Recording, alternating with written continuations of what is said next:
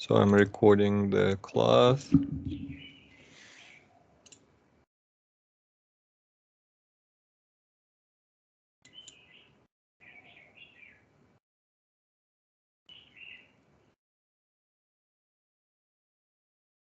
Okay. So I hope you all watched that movie I shared with you, and you wrote your reviews. Okay, it's called Spider's Web, right? Britain's Second Empire. Right, so let's review here just a second.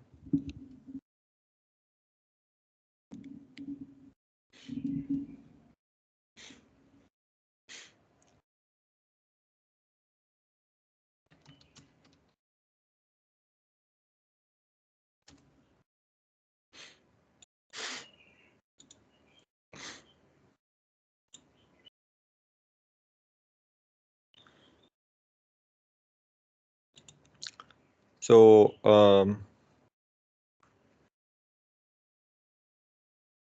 Britain had empire. Okay, just a second. Maybe this is better. And they still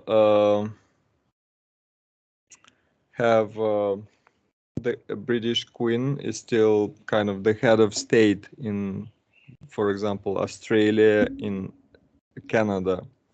But before, they were, the kings and queens of England were ruling India, parts of Africa, Australia, Canada, right? It was their empire. Also, if you look here, you can see Myanmar, right? So Myanmar was ruled by British monarchs. Okay, so just a second.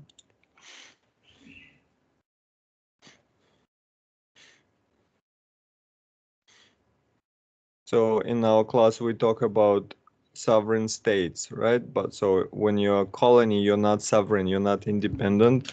There's someone above you, right?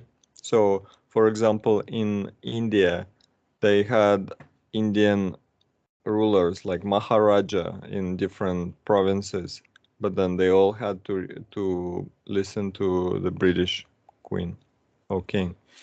British Empire was composed of dominions, colonies, protectorates, mandates, and territories, ruled or administered by the United Kingdom and its predecessor states.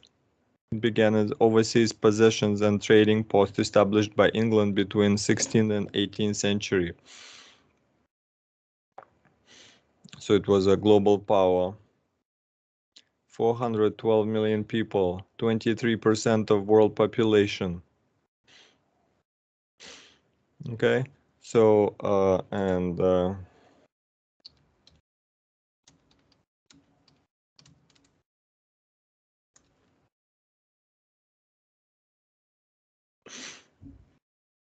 historically, um, this is what happened, right?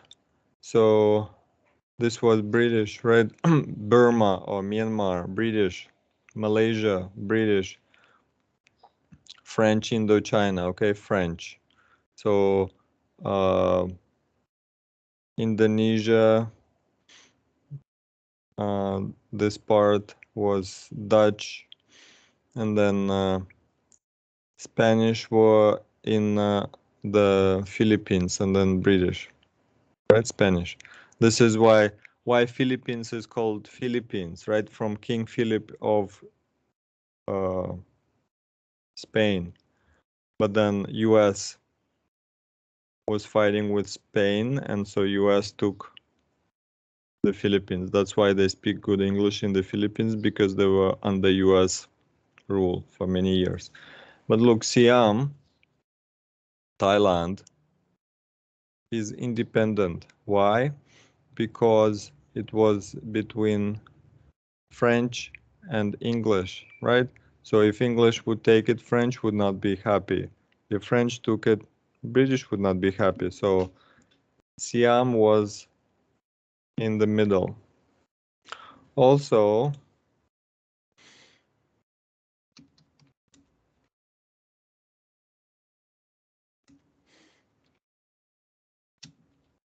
just a second.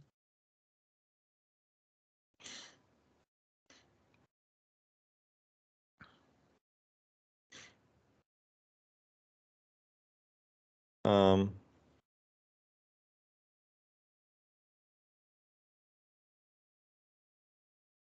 the just a second.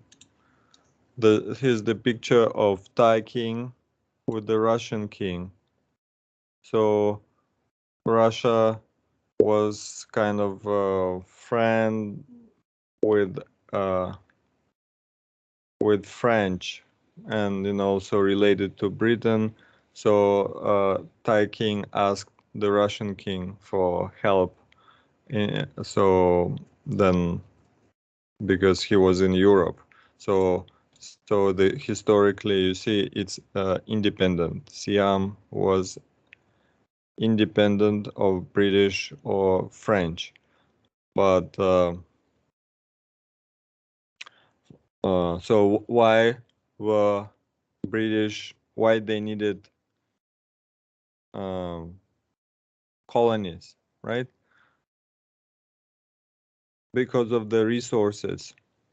Okay, you go to a different country and then you tax them, right? So they have to pay you money. Then you take their resources, right? A lot of resources in this country. So let's look. Um,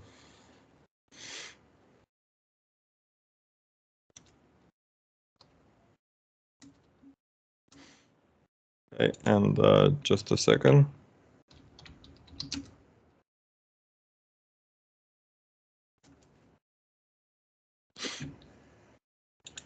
Okay, so for example, Myanmar.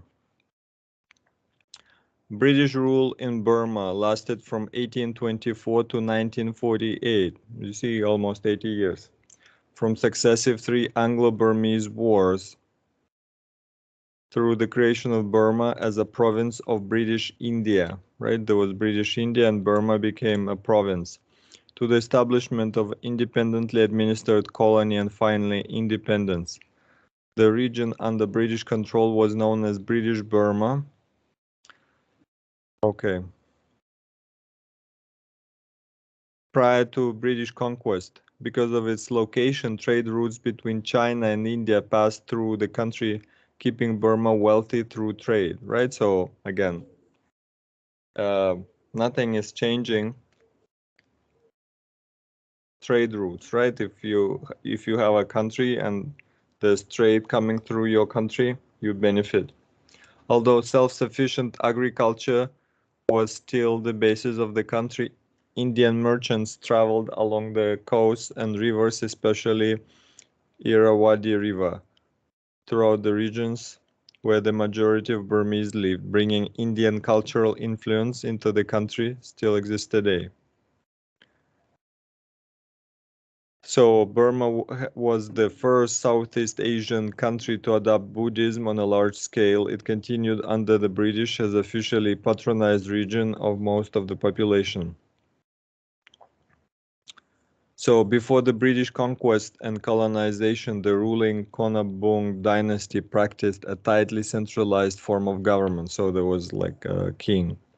The king was the chief executive with the final say on the matters. So it's called absolute monarchy. But he could not make new laws and could only issue administrative edicts. The country had two codes of law, Hamatat and the Hluto. The center of government was divided into three branches: fiscal, executive, and judicial. In theory, the king was in charge of all the Hit law, Hlut law, but none of his orders got put into practice until the Hut law approved them, thus checking his power, right? So king had limited powers, right? Even though he was important, he had limited powers. Further dividing the country, provinces were ruled by governors. So you see, we have king, governors, who are appointed by Khlut law, and villages were ruled by hereditary headmen approved by the king. The system. Conflict began between Burma and the British when Kubang dynasty decided to expand into Arakan in the state of Assam, close to British-held Chittagong in India. This led to First Anglo-Burmese War. The British dispatched a large seaborne expedition that took Rangoon without fight in 1824. So British, why they could conquer many countries, because they had resources, right? A strong army, strong navy, right? So they, even though they were in the UK, they could sail and they had guns, right? In Danupu, at the Ayurwadi Delta, Burmese General Maha Bunda was killed. Okay.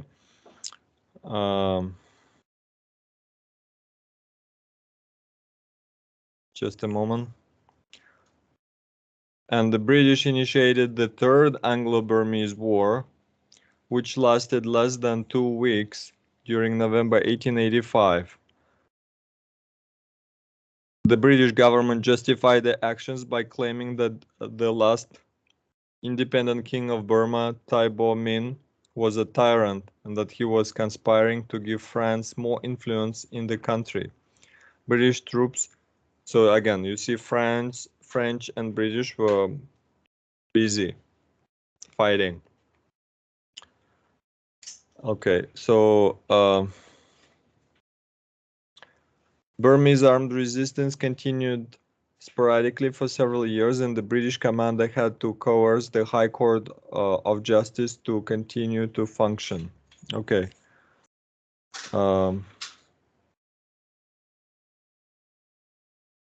Traditional Burmese society was drastically altered by the demise of the monarchy and the separation of religion and state. Okay, so no more monarchy there. Intermarriage between Europeans and Burmese gave birth to an indigenous Eurasian community known as Anglo-Burmese that would come to dominate the colonized society, hovering above the Burmese but below the British. After Britain took over all of Burma, they continued to send tribute to China to avoid offending them. But okay. So basically, another country comes to your country and they take, right? They start to administer your country. They appoint ministers, write laws. And, again, why they do it? For money, right? Because the country has resources. You can take money, you control the territory, you control people. It brings you money. Economy.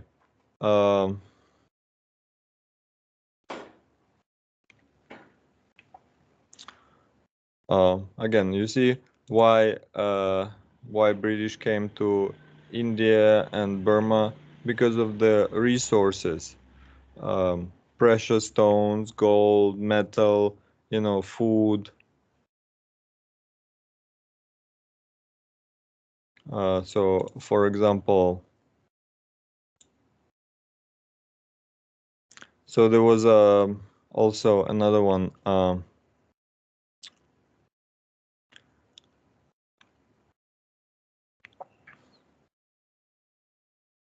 So, for example, in 1839, China enjoyed a favorable trade balance with Europe, selling porcelain. So China was selling porcelain like that. Look at me. You see, this is called porcelain, right? So we can have clay cup or porcelain. So Chinese knew the recipe how to make porcelain, right? That's why we still call it China, right? Or porcelain, 2 words. Silk and tea. Remember, China was the first country to grow tea, and in Europe they liked tea, but they couldn't grow, and was coming from China in exchange for silver from Europe. In late 18th century, the British East India Company, okay, so it's like it wasn't the country, it was a company that was colonizing. Okay, so just a second, we open this link here. Joint stock company, right? So you can buy a stock in this company, founded in 1600, 400 years ago, was formed to trade in the Indian Ocean region. The company seized control of large parts of the Indian subcontinent, colonized parts of Southeast Asia, Hong Kong.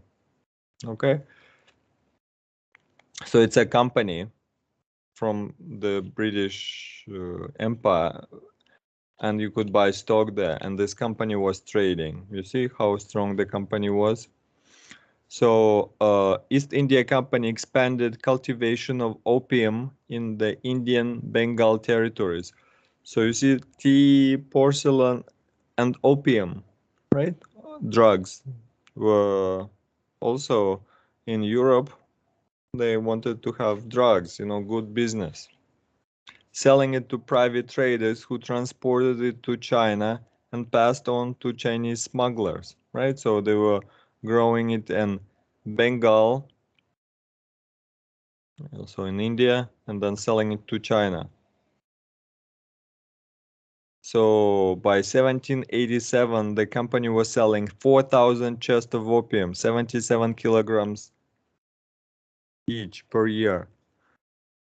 In earlier times, opium was taken as a relatively harmless medicine, but the new practice of smoking opium for fun increased demand tremendously and often led to addiction. The Chinese emperor issued edicts making opium illegal, but imports grew as smugglers and colluding officials, wanted profits.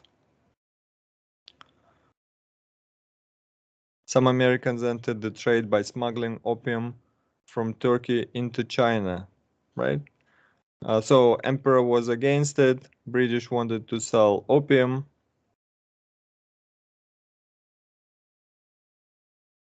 And a war started. Okay, so just a second.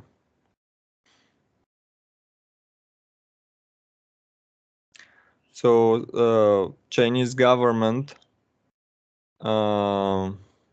took all opium from people selling it from the company. Then some British guy wrote to London advising the use of military force against the Chinese. So the war was about because British wanted to sell opium to China, and China didn't want its people to use drugs. Okay, so there were 3 wars. So this is how it works, right? One country comes to another and controls everything. So for example, most recently,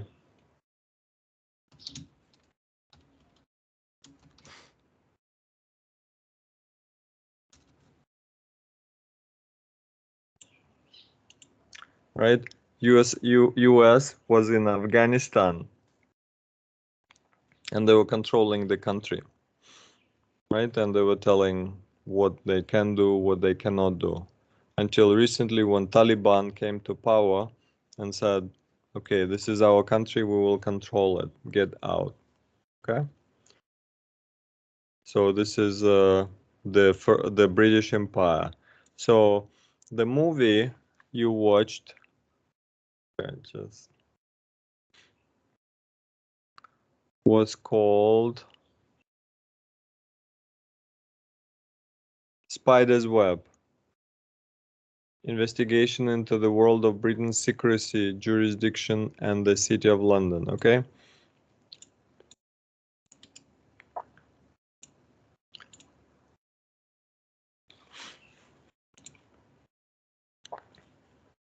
Spider's web, Britain's second empire, right? So the first empire was physical, right? You go and you control India, you control Burma, right? You have war with China. It's, real thing, right?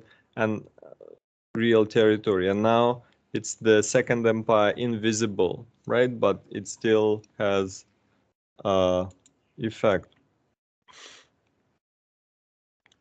So it talks about secrecy jurisdiction. Okay, let's look. You remember jurisdiction is the area where you can pass laws, right? This is your jurisdiction. So this is out of your jurisdiction. So in Chiang Mai, we have court. So the court can take decisions over Chiang Mai, right?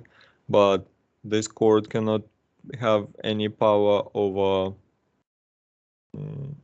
something that is happening, let's say, in another country. So secrecy jurisdiction is a tax haven that specializes in enabling individuals to hide their wealth and financial affairs from the rule of law, not just for the purposes of underpaying tax, but for other financial crimes like money laundering and funding terrorist groups. Okay, so let's study these words together.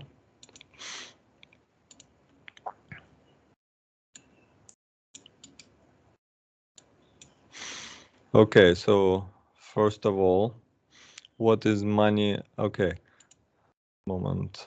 There's several words you need to know. Tax haven.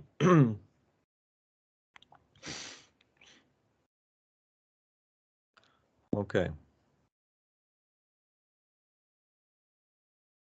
So for example, if you open a company in Thailand and you work in Thailand, you need to pay Thai tax, right? And let's say the tax is 10%.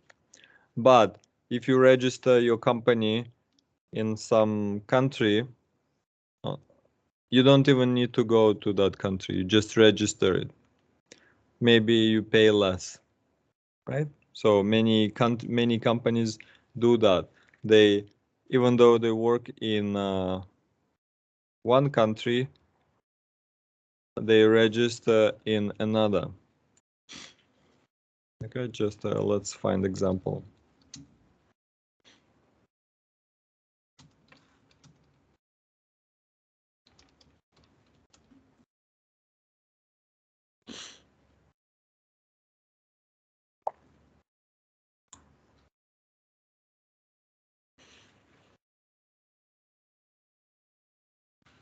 So Apple.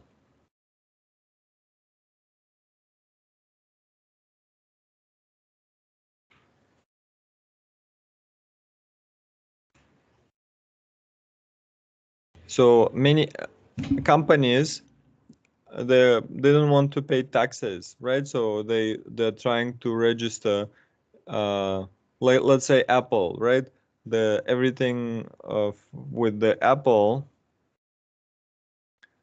is in California, right? But they register somewhere else.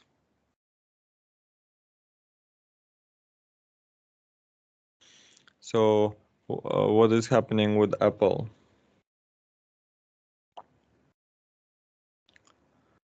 Last week, Ireland welcomed a court ruling that denied it more than 14 billion of Apple money in back taxes. Okay, so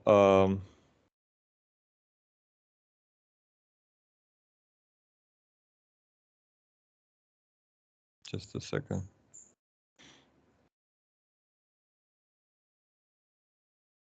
So Apple was registered in Ireland. Okay.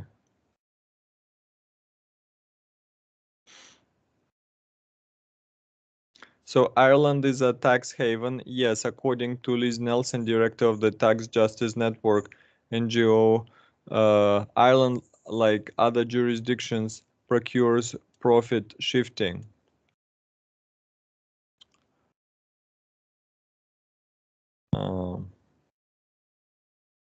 They don't write about Apple here.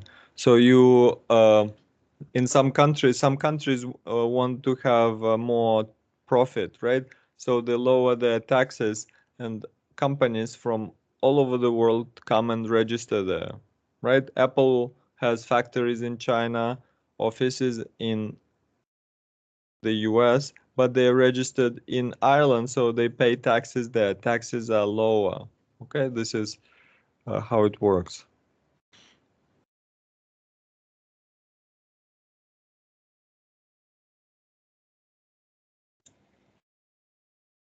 So again, Paradise Papers, Apple secret tax bolt hole revealed. The world's most profitable firm has a secretive new structure that would enable it to continue avoiding billions in taxes. They reveal how Apple did it.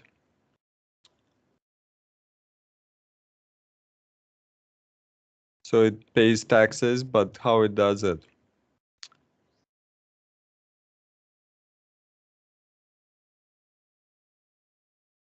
Okay, so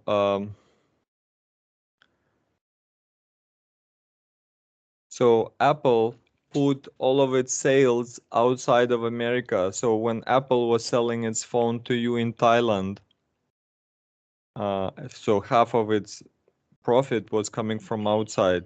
It was going through Irish companies that were uh, stateless for taxation purposes, so incurred hardly any tax. Instead of paying Irish corporate tax 12.5% or US rate 35%, Apple's avoidance structure helped reduce tax rate on profits outside of the US to the extent that its foreign tax payments really amounted to more than 5%.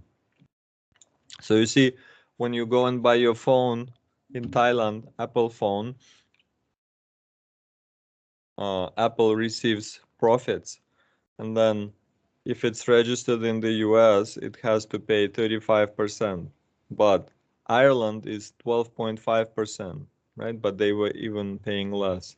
This is why companies register uh, in tax havens, okay?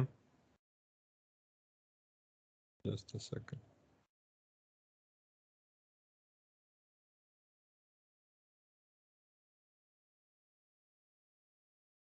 Countries with largest tax evasion, US, right? So many companies in the US are registering somewhere else because they have high tax. Companies don't want to pay tax.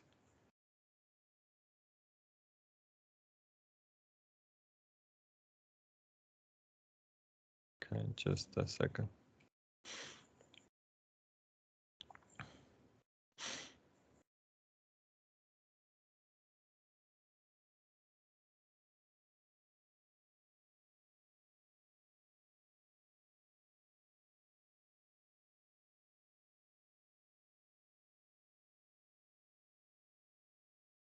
So we have some countries. They're very tiny islands. British Virgin Islands, Cayman Islands, you know, from your movie, Barbados, Panama, Switzerland, Cyprus, Hong Kong, Singapore, Netherlands, Ireland, Spain. So they welcome companies to come and register there, right? You open your office, you pay some tax, some office fees. That's it. So companies are running away from their home countries into these tax havens. Cayman Islands, United States. Okay, so these are tax havens. And you might say, so what's the problem? The problem is money laundering, right? So when companies want to launder money or they do some illegal things they want to hide, right? So if you're paying taxes in your country, then government might come and inspect everything. But if you're registered in offshore jurisdictions, they don't care, and your government cannot go and look there, so nobody knows what is going on. So what is money laundering? Okay, so example, money launder, laundry, right, to do laundry. Um,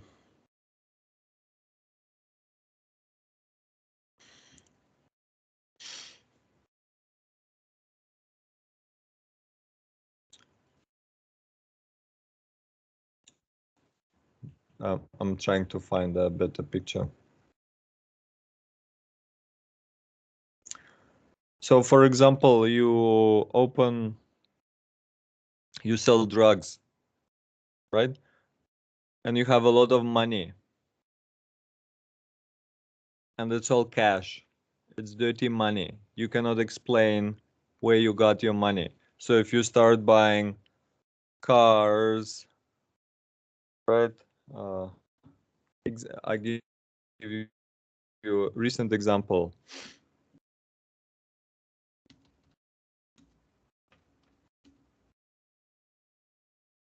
You all know there's news. Joe Ferrari, right? From Thailand.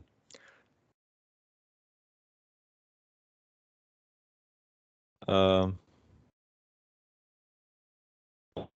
okay, so he called Joe Ferrari. What's he called Joe Ferrari?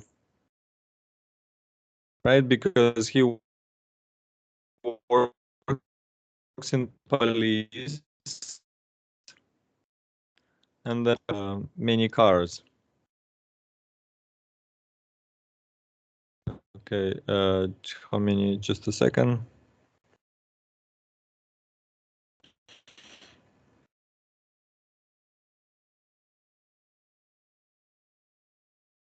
So he had connections. So he has cars, luxury cars.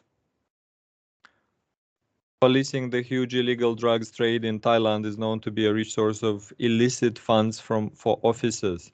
At some point, Mr.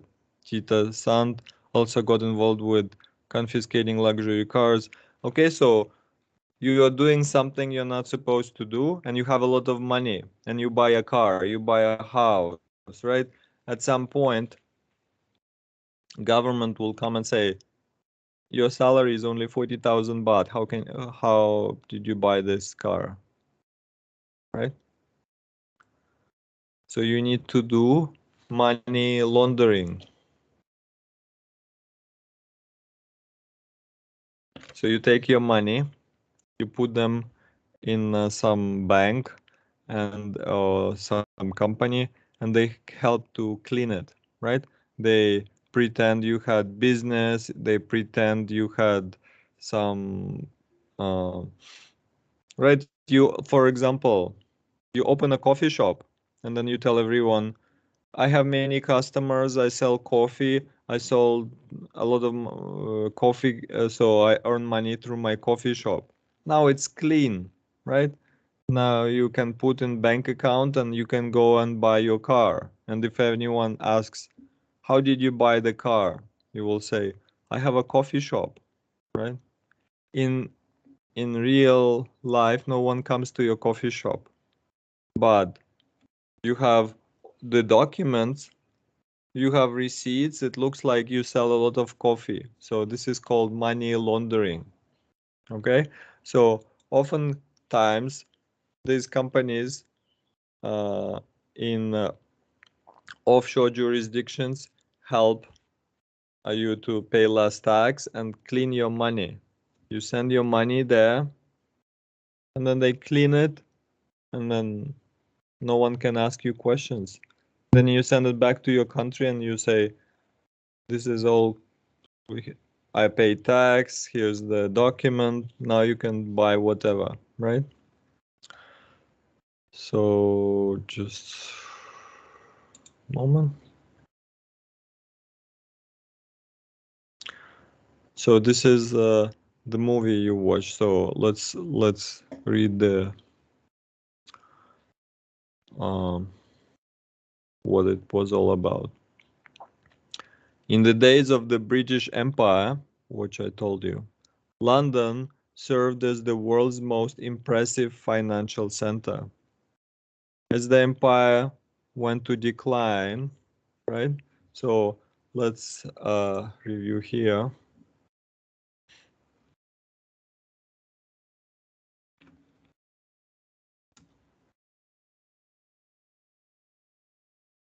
Many countries decided to get out of the British Empire. Okay, so for example, India. In 1947, British withdrew from the area. Right? British Indian people said, we don't want to be a colony. We want to be independent. So they started like protesting, right? So British left.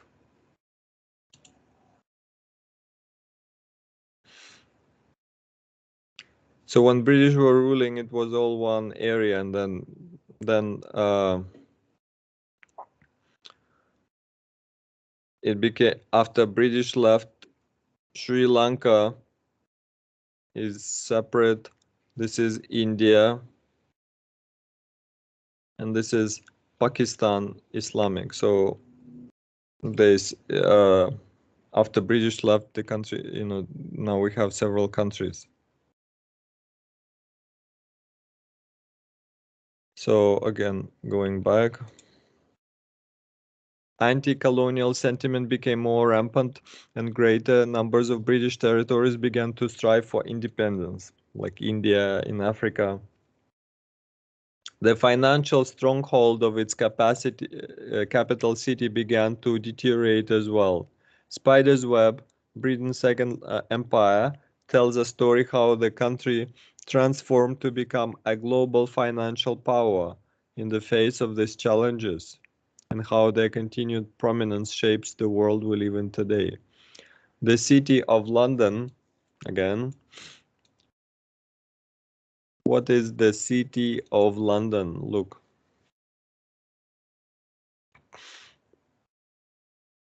This is the financial capital of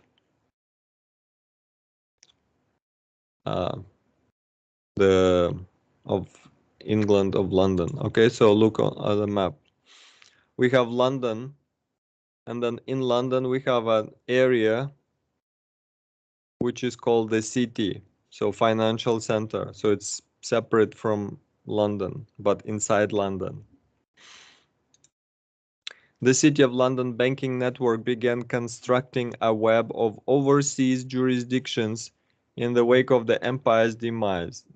Right? So they created jurisdictions and hid these monies or money offshore where they were sheltered from meaningful outside scrutiny. So no one can come and check anything. No one can come and ask, so who this company belongs to. For example, imagine you have a company in Thailand and you come and, so who is the owner? And they will tell you, all the documents are in the Cayman Islands, and you call Cayman Islands, excuse me, who is the owner of this company? And they will tell you, we cannot tell you. And it continues to work, but you don't know who is the owner, right? Who is the owner? They started to indulge in unregulated forms of lending using US currency. This wealth was accumulated through any means necessary, including a laundry list of nefarious acts of fraud, tax evasion, drugs and arms trading, and additional covert operations. Its system rife with corruption. Some of the money was stripped from poor countries, depriving these struggling economies of their capacity for badly needed growth infrastructure. So, example.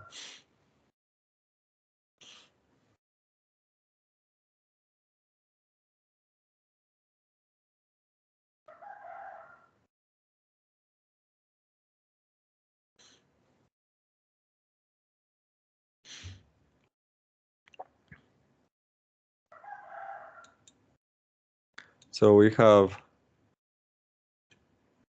Africa.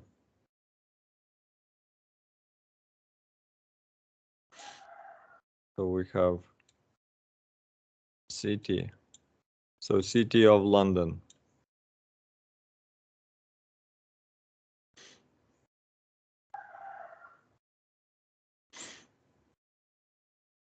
And then we have of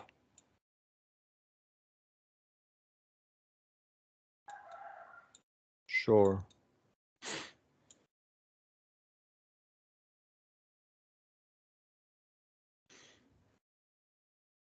So you have some guy in Africa, like the president, and he's stealing all the money.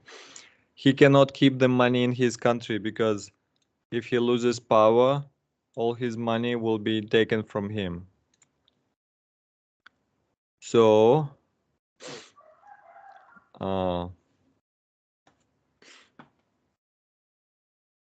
he sends it to the city for real, right? His real money goes to city. So I write this word, de facto.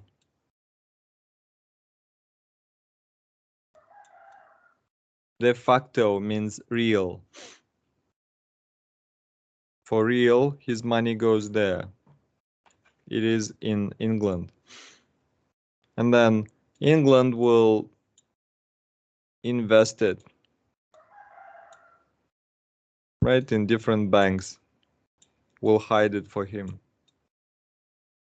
Invest, invest.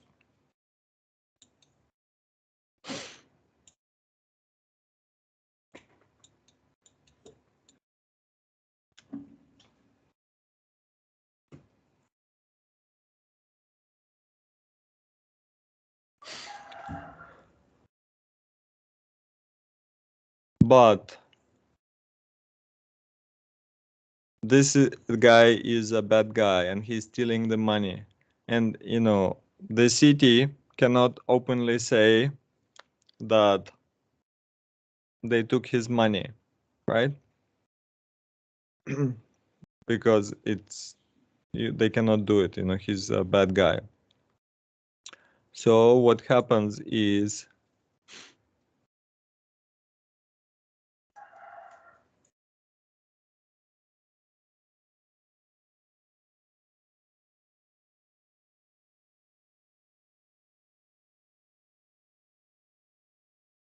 the euro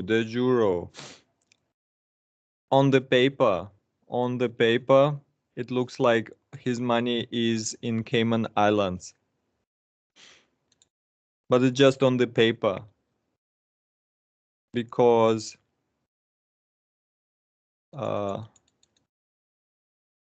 people from the city control this. Okay? Control.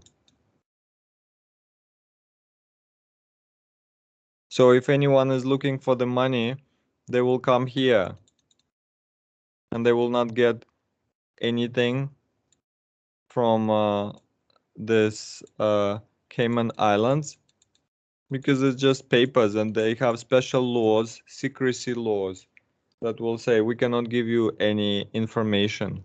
So when people from this country will be looking for their money, like where's all our money? Why our country is so poor?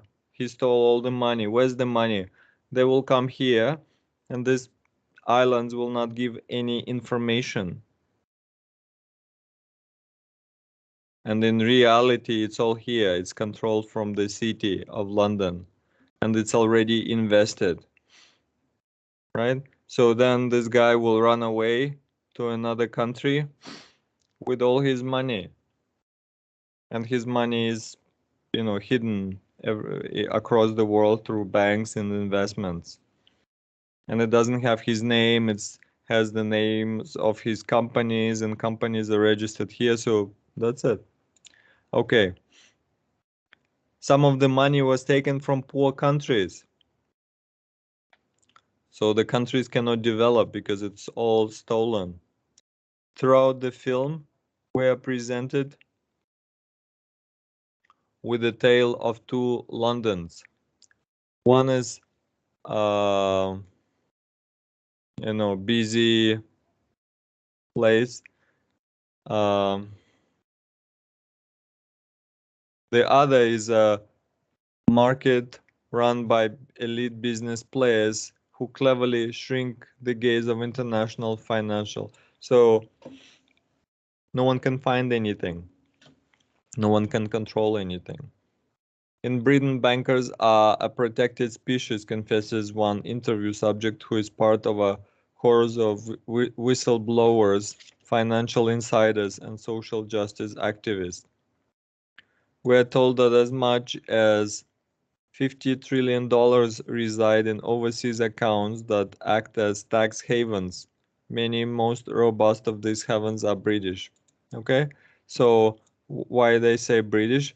Because these islands, they're independent countries. They're tiny, tiny, tiny, but they are British territory, kind of controlled by the British.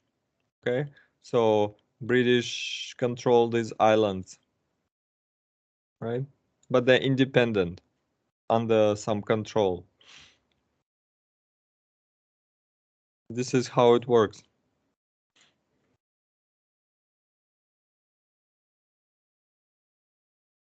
The end result is a system that works to benefit the wealthiest individuals. Meanwhile, hardworking tax-paying citizens continue to struggle and suffer. Right? So, again, your country is poor because the president, prime minister, some guy in the government, he steals everything. And then he doesn't keep it in your country. He sends it to the city for investment. And then his children go there and then they use it.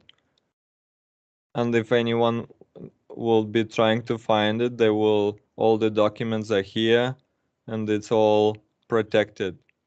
Right? I will write like they have special protection laws, secrecy laws.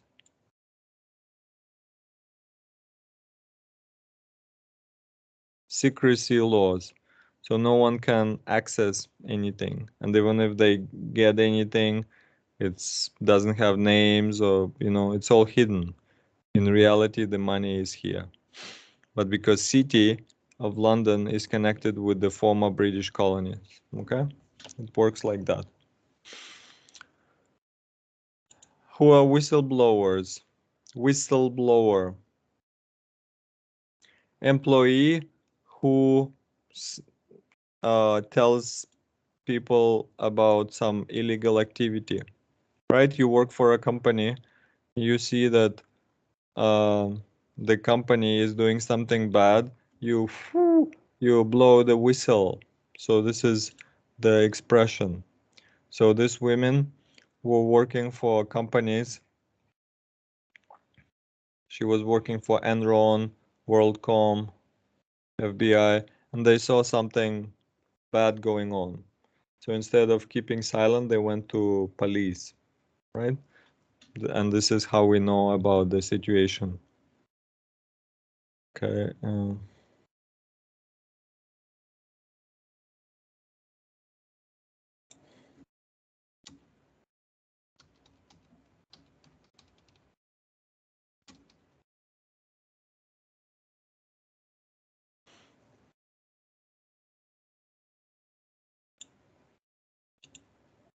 Okay, just a second.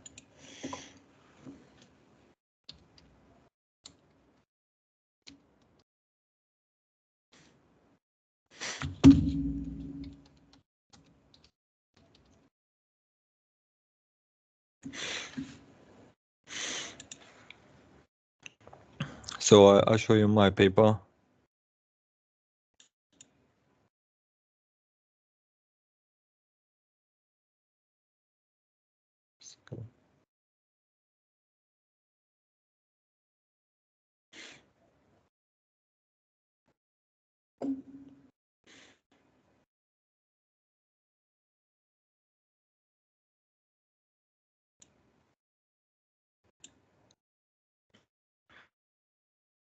So, okay.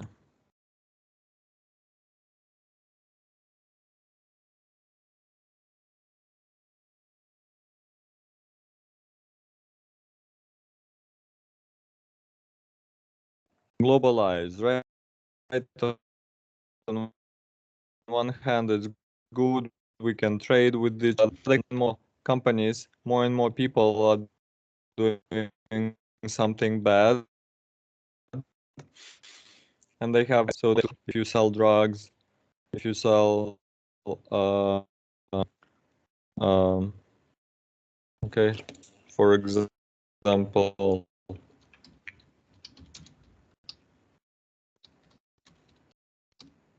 called human trafficking.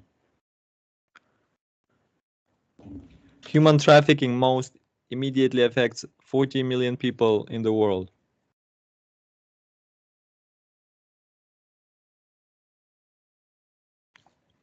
Right? Slaves, what is human trafficking? Let's look.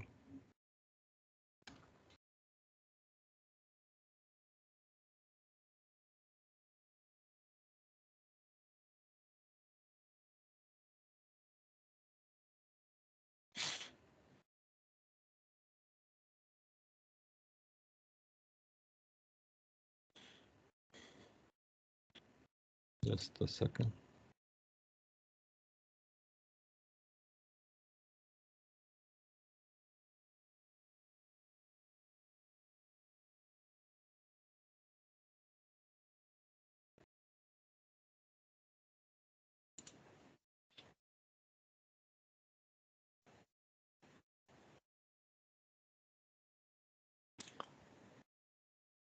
So human trafficking is the exploitation of a person using deception, violence, or people are lied to, right? So for example, often in Thailand, they tell women, oh, you can go and work in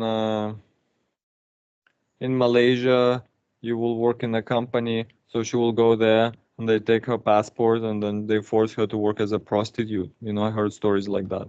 So this is human trafficking. So companies who do this, of course, they have uh, profit, right?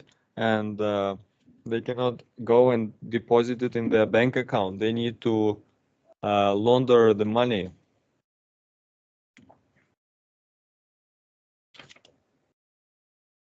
So money laundering. So we have globalization, right? So on one hand, it's good, but then we have corruption to legitimize criminal funds. We have criminal money, and we need to make it clean. Okay, so this my so you there's some methods how to do it. Of course, governments are trying to find those who launder the money, right? But it's still done. Just a second.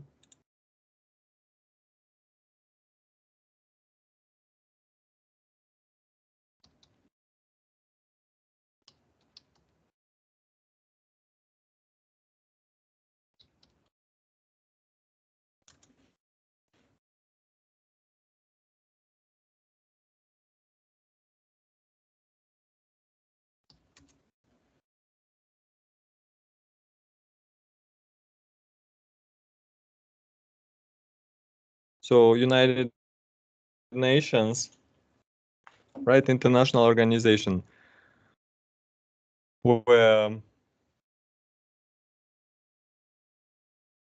inter international organization, intergovernmental, right? Governments from uh, different countries come and participate. So there was a convention.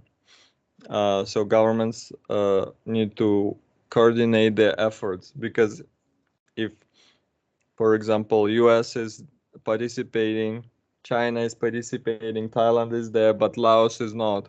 So everyone will hide in Laos, right? So all the countries need to participate in this. So there was a convention against corruption. So let's look at that.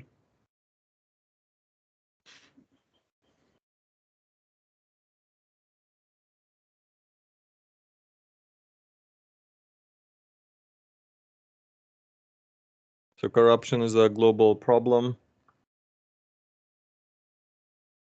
Different countries.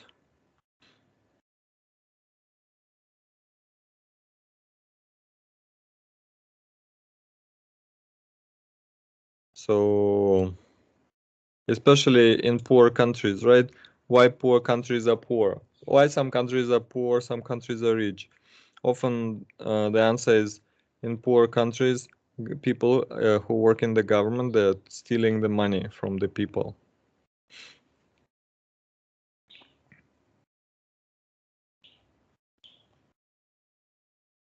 So we have United Nations Convention Against Corruption,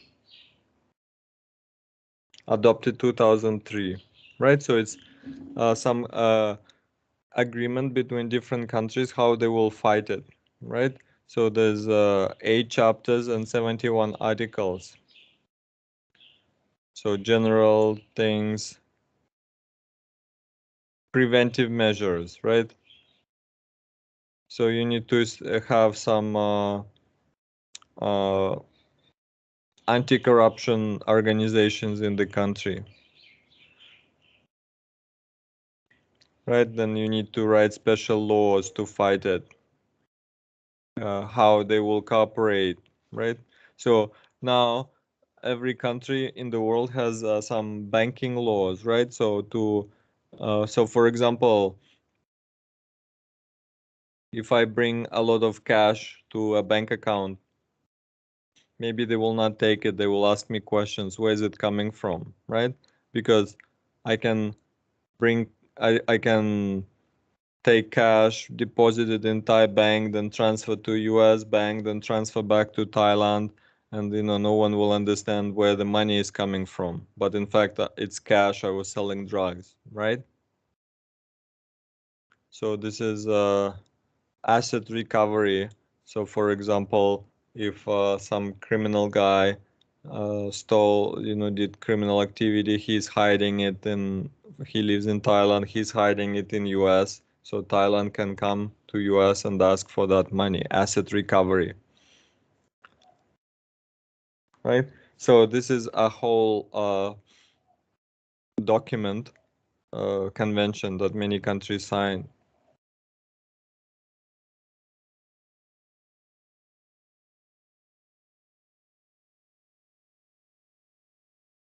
Of course, it's easy to write a document, but difficult to implement it, difficult to put it in life, because then it comes down to your government, and your government has to be willing to fight it, right? So Thailand signed it in 2003.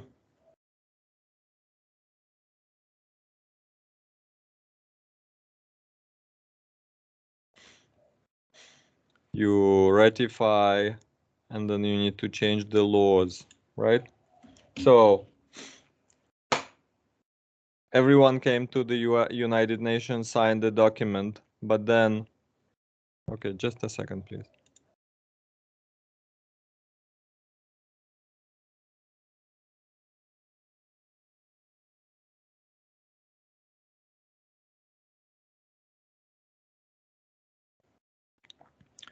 So you go to the United Nations, you sign the document, but then you need to come back to your country and ratify it. Okay, you agree, your parliament agrees, and then you need to change your laws, right? Because local police will not follow UN convention, right? They need local Thai laws to be changed so they can go and do what the convention said. This is how it works.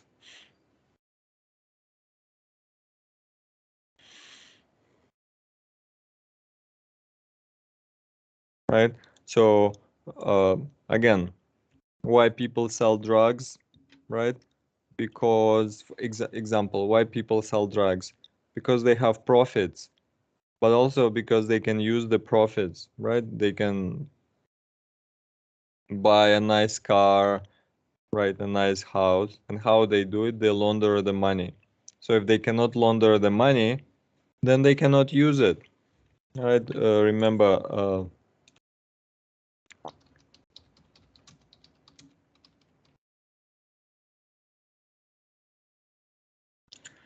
this guy.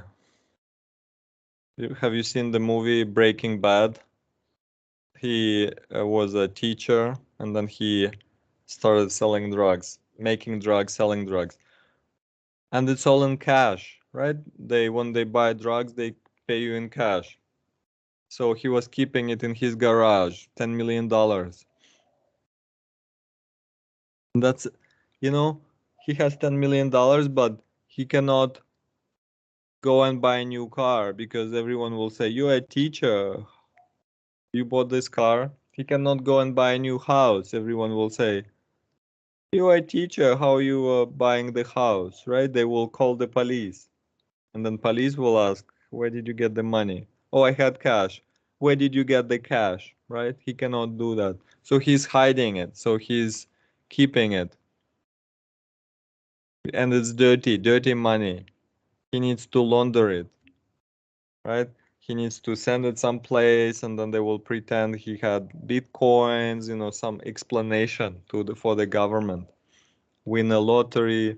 This is the problem, uh, right? So cash. You have a lot of cash, but you cannot use it, especially in the United States. If you bring a lot of money, they will immediately call FBI to ask, where did you get the money? If it's a lot of cash. Uh, Thailand is different, but in the US, if you bring $10,000 to a bank in cash, they will call FBI. FBI will check where you got your cash. Same thing if you take it from your bank.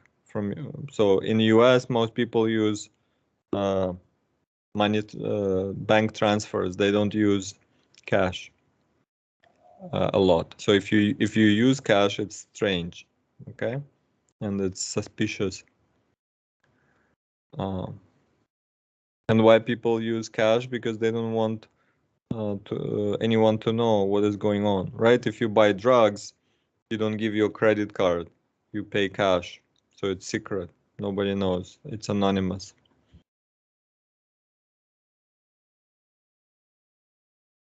Okay. Just a second. So again, a lot of dirty money is connected to drugs, to human trafficking, slaves, prostitution, etc. Okay. Bribes, right?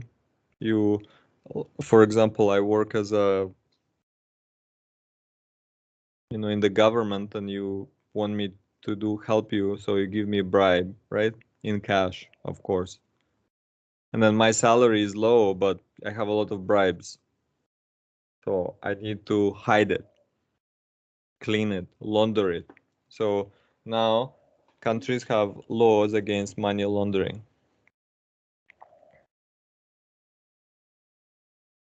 Okay. Just a second.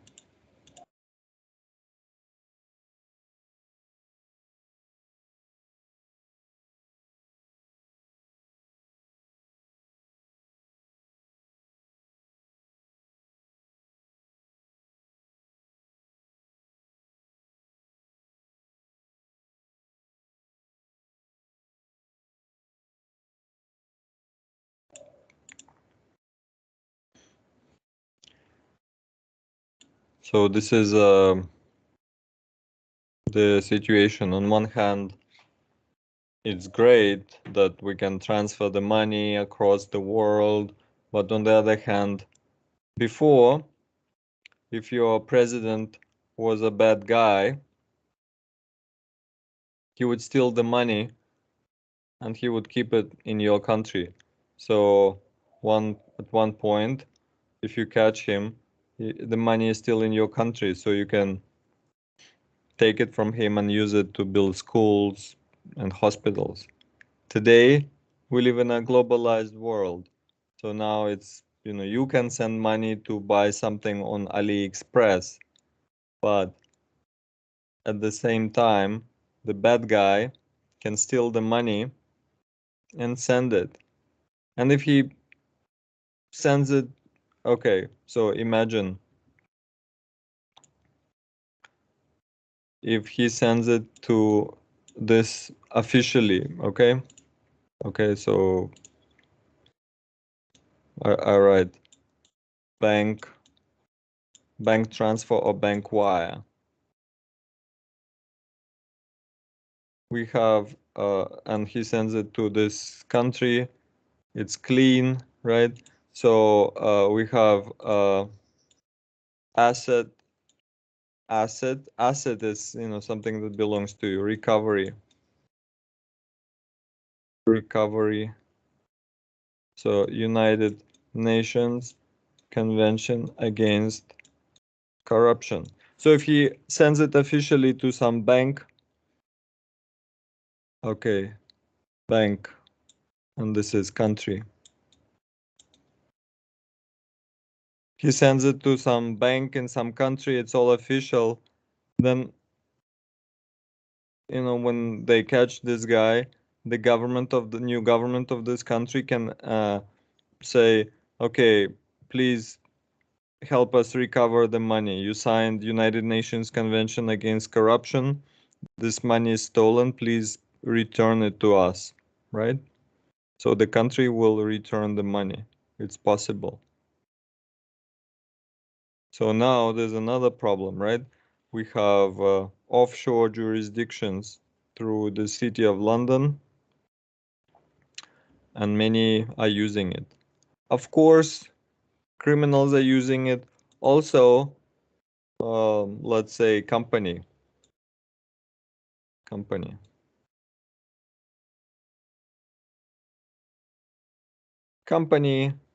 I need different color here. Company will also use it. Why?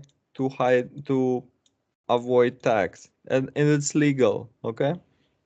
So a company in your country doesn't want to pay high tax, they will register their company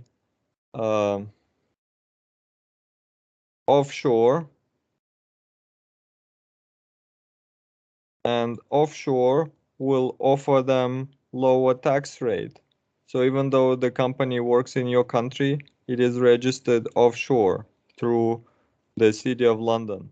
So you pay less tax, you pay tax here because your company is registered there. Many airplanes, okay, you fly AirAsia, but the airplane belongs to some bank, and the bank again is registered offshore. So this airplane belongs to that country. It never visited that country. Nobody, but all the papers are from there, right? So they pay less tax. Many people buy in US. In US, if you buy um,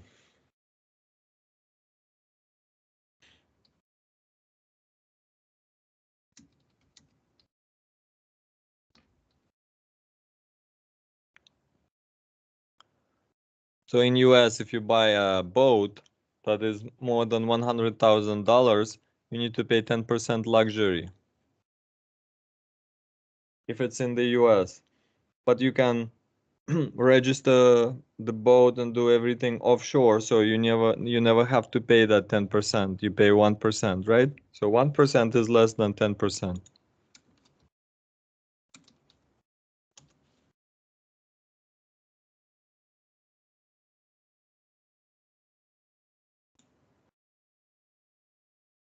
luxury tax.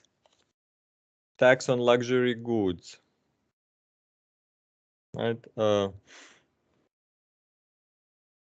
For example, in Norway, at the beginning of the 20th century, sugar products and chocolates were luxury. Today, few Norwegians consider sugar and chocolate luxury, but the luxury taxes remain. So if you eat chocolate, you pay extra because it's a luxury.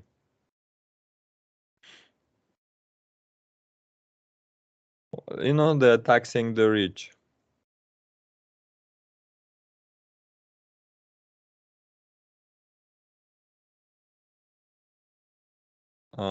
Just a second. So this is the how it works.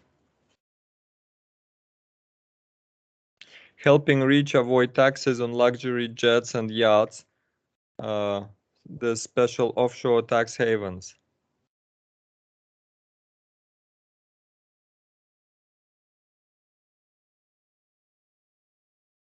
Okay.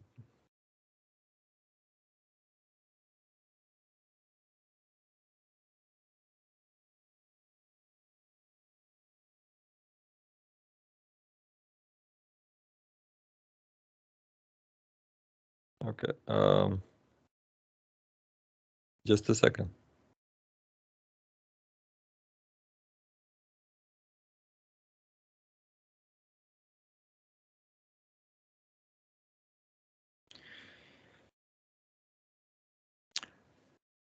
So he bought a airplane.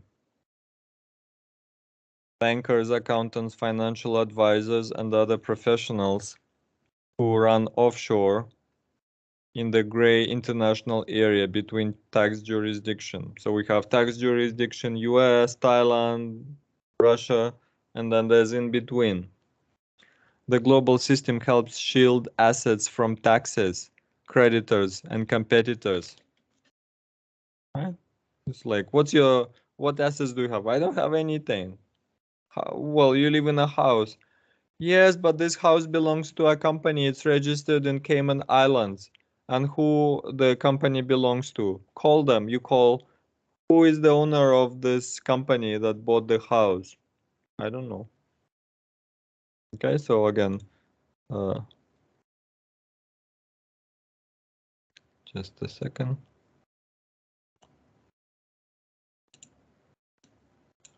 So how it's done. So you live in your country. This is your country. And you have a house. This is your house. And you live in your house. But then this is off, so outside of shore, outside of your country, offshore. So company, you register a company. It's your company, but this is offshore jurisdiction. So this is country jurisdiction, and this is offshore jurisdiction. You register a company there. It's your company, but it's a secret. And then this house belongs to the company. So the police will come and say, okay, we take everything you own. And you'll say, okay. And they'll say, okay, give us your house. And you will say, this house is not mine. And who is the house? Who the house belongs to? To the company. And who the company belongs to? It's a secret, right? So they cannot do anything because it's a foreign company that owns the house. House, company, car, airplane.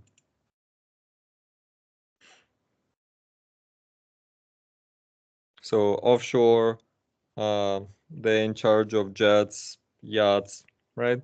The government will say, you need to pay tax on your yacht, on your airplane. And you will say, It doesn't belong to me, it belongs to offshore, right? The yacht and jet offshoring business extends far beyond secretive tax havens and discreet law firms. It has involved U.S. banking giants such as Wells Fargo, U.S. law powerhouses including Akin. Banks have helped create trusts, right? Trust that have enabled otherwise ineligible foreigners to register jets in the US. Okay.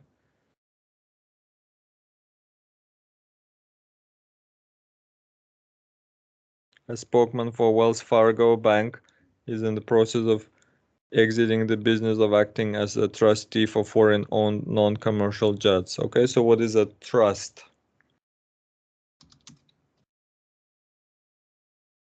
So it's a special word.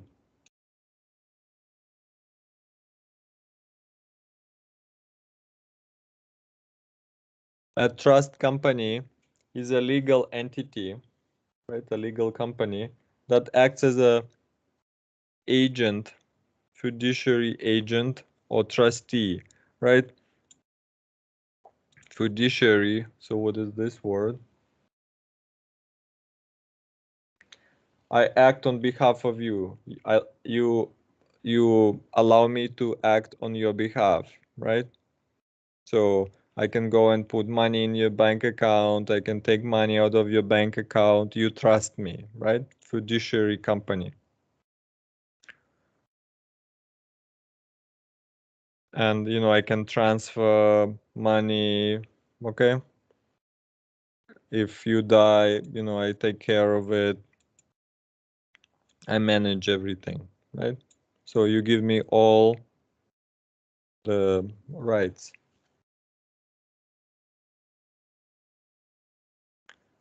Although trusts often have individual assigned to the trustee, a trust company can also act in the same capacity, right? So it's a company. So it could be one person or a whole company, right? You give permission. A trust company does not own assets, but may assume some legal obligation to take care. Okay. So what they do, wealth management, asset management.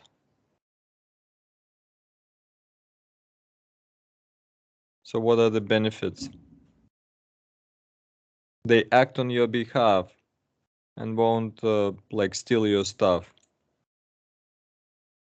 They can make decision investment for you.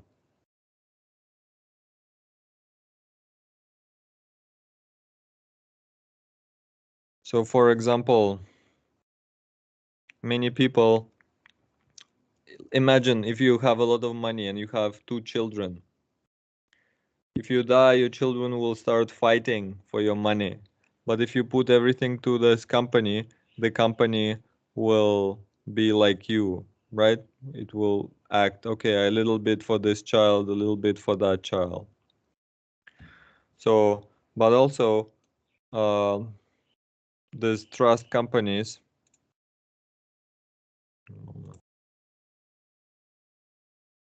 right?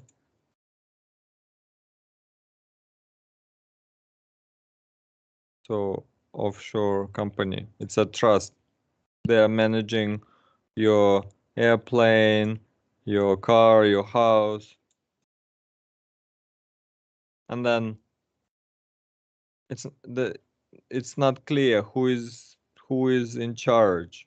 It's all in a different jurisdiction. So your country cannot do anything. They cannot send police there, nothing. Okay? And so you pay, and so the airplane, you use airplane in your country, but you pay tax in this country. So for example, your country has a tax on airplanes, right? It's a luxury product, but you register it there, so you don't pay anything.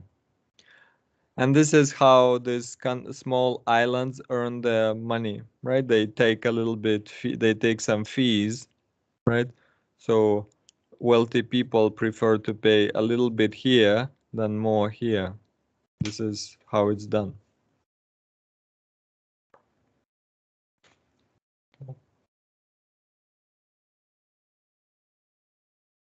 So this is the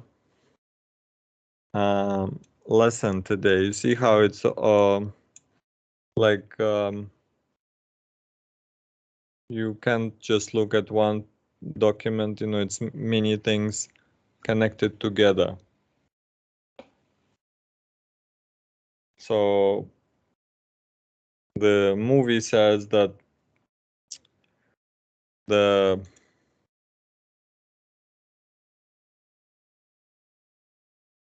this system, right, of offshoring, it helps rich avoid taxes, companies avoid taxes, and then bad people also hiding money. Imagine Apple, right? Apple is an American company, but then they don't want to pay tax in America, so they registered in Ireland. So they were paying tax there. So American people were not benefiting the company because they're registered in Ireland. But again, Apple is an American company, but okay, so let's see.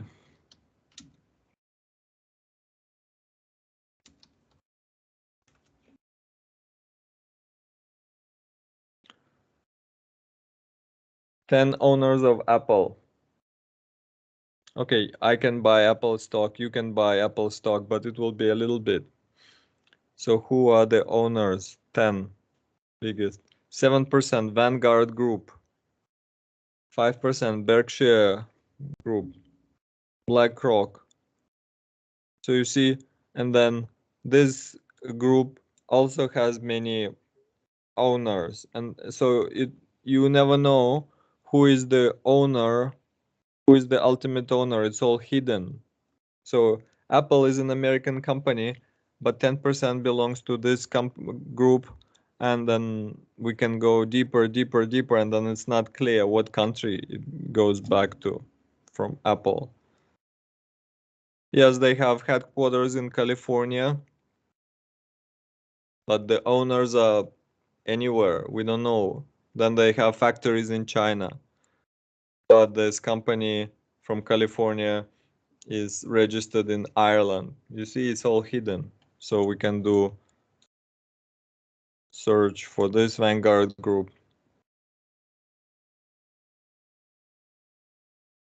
American registered investor.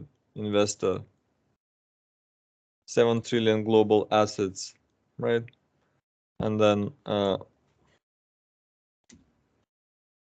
and who are the owners? Who are the owners?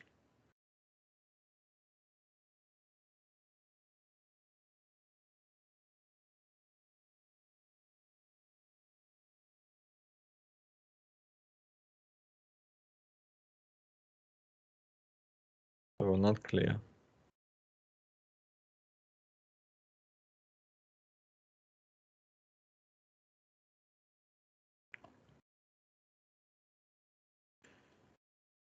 Headquartered in Pennsylvania.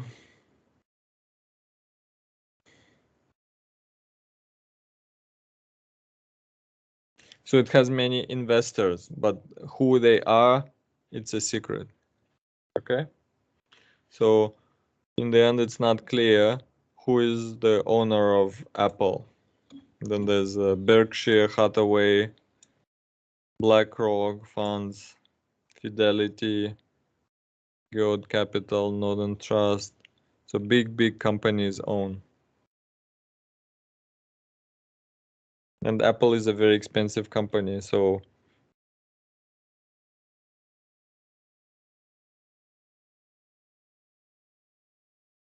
and then the rest smaller companies from around the world.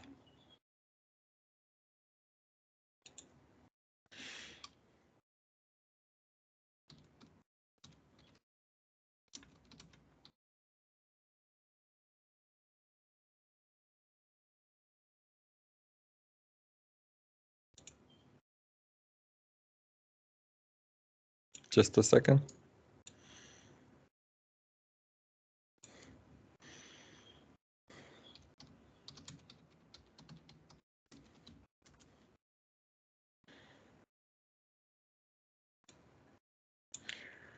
So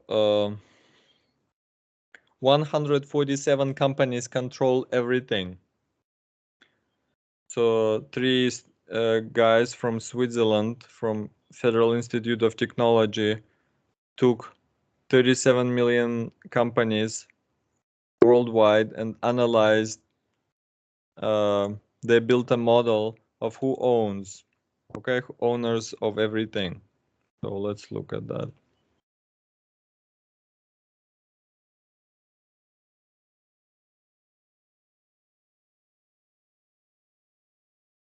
Second picture.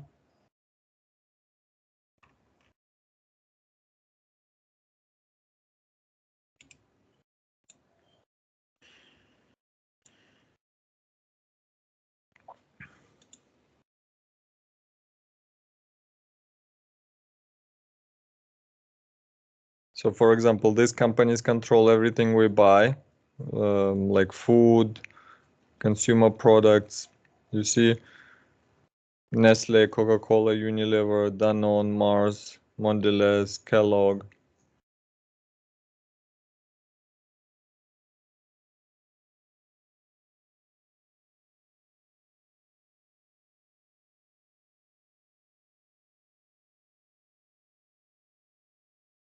Just a second.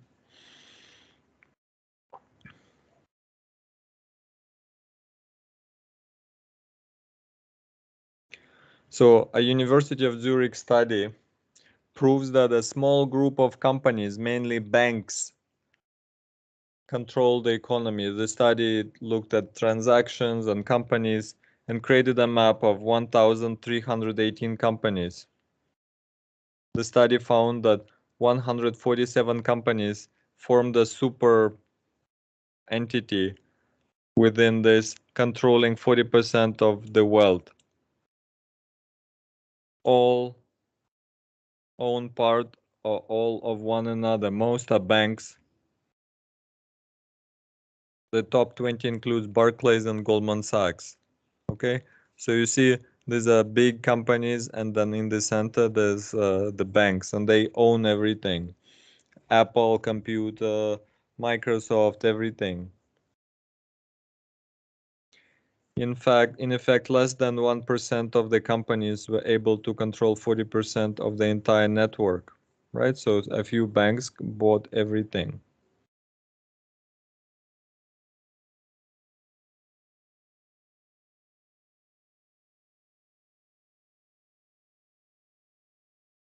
Tight connection, okay? They control, they own each other,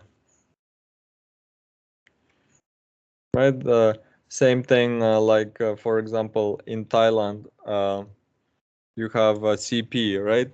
So CP owns Tesco, CP owns 7-Eleven, this, and then maybe they have stock, they bought stock of Big C, right? So they're all connected there. So anything you buy anywhere is kind of still connected to Big C. For example, you go and buy chicken outside, right? But it comes from a CP factory. Then you buy chicken from a private farmer, but it still feeds the chicken with CP chicken feed, right? So it's all interconnected. Okay, so this is today's lecture. So I explained more about the movie, economy, jurisdictions, laws. So I'll send you my two papers, money laundering and convention against corruption, to read. It's easier than reading the book. Just a second.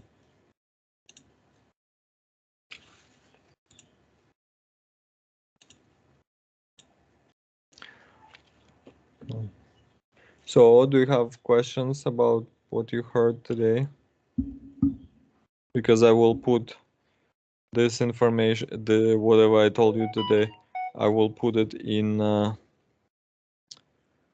the quiz. So if you're not clear about anything, tell me.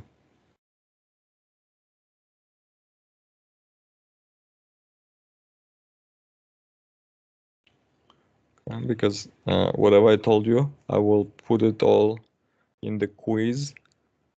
And then next week is a review week. And then after that, you will have your online midterm exam.